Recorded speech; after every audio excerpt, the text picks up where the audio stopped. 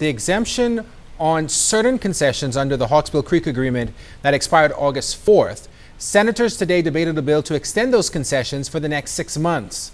Leader of Government Business in the Senate and Attorney General Senator the Honorable Allison Maynard Gibson noted that more time is needed to consider the recommendations given by stakeholders for the nation's second sitting.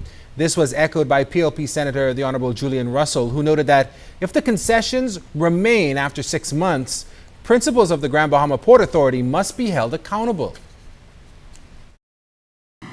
This government is the same government that when it was necessary to negotiate the concessions that would be granted under Phase 3 of the Atlantis development, Madam President, engaged an expert to come in and advise the government about whether any concessions at all ought to be granted in Phase 3 of that development.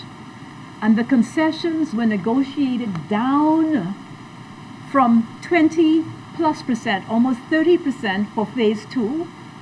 The request for Phase 3 was also 20-some%. I don't remember the exact sum right now, but I could get it. It was negotiated down, Madam President, to the teens. As I recall, it was 12%. Meanwhile, Free National Movement Senator the Honorable Kwesi Thompson agreed with the extension, but noted no extension would have been needed if the government addressed the issue in a timely manner or if the Ministry of Grand Bahama did what it was mandated to do. He charged that now Grand Bahamians have to live through another 6 months with no real vision for the island. For the most part, he said many are already accepting many of the concessions. Most people believe the exemptions to the real property tax in Freeport should be extended.